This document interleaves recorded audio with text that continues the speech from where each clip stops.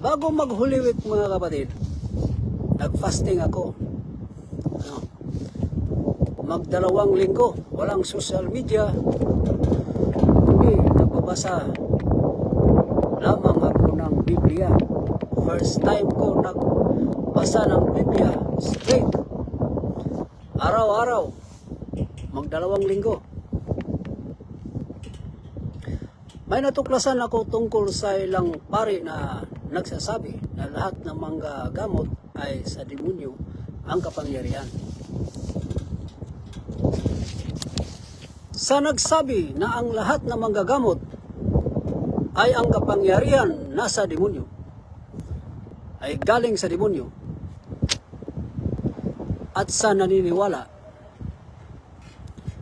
kayo ay sinungaling. Tignan mga kapatid ha, kayo ay sinungaling at mapanghusga. Tignan mga kapatid, kayo ay mapanghusga. Pinamahayan kayo ng demonyo sa inyong puso. No, may nananahang demonyo sa inyong puso. Sa madaling salita, dalawa yung master nyo.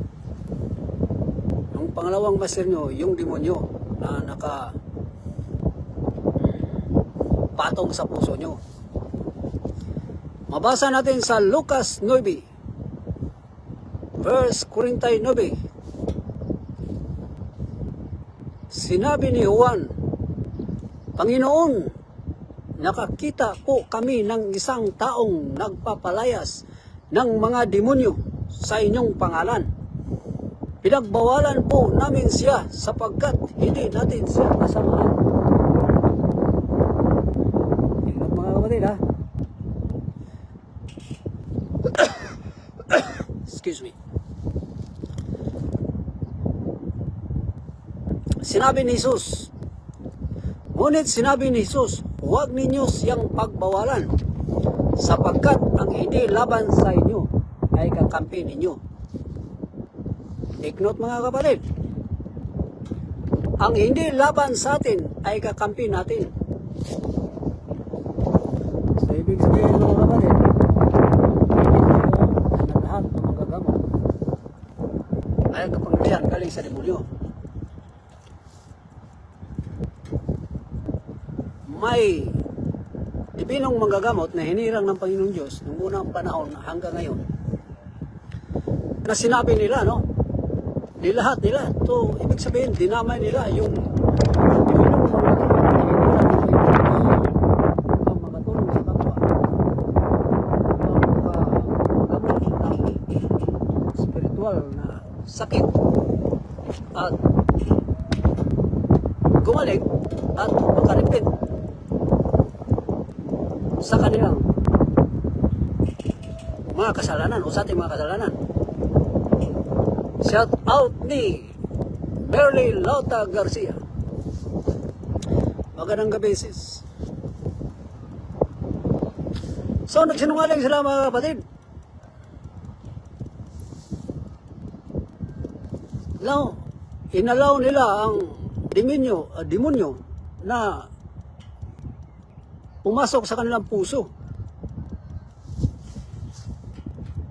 Mabasa natin sa Lucas 6:37 to 42. So verse 37. Huwag kayong humatol at hindi kayo hahatulan. Tingnan mga kapatid, huwag tayong humatol, pang hindi tayo hatulan. Bakit mo pinapansin ang buwing ng iyong kapatid? Ngunit hindi mo pinapansin ang troso sa iyong mata. Yung mga troso nasa mata ng mga ilang pari na nagsabi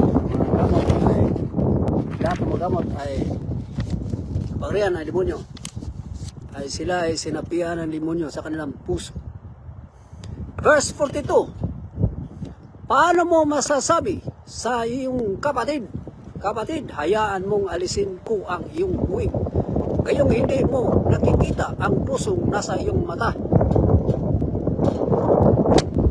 Hipokrito, mapagkunwari. Yan sabi ni Jesus Christ, ha?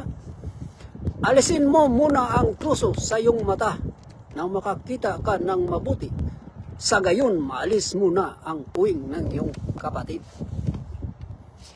So, klarong-klaro, yan mga kapatid, sa unang panahon hanggang ngayon, mahinirang ang Panginoong Diyos na ilang dibinong manggagamot. Take note, mga kapatid, ilang dibinong manggagamot. Upang gumamot sa mga may sakit spiritual, upang gumaling ang mga tao at makarepent ng kanilang kasalanan o ating kasalanan.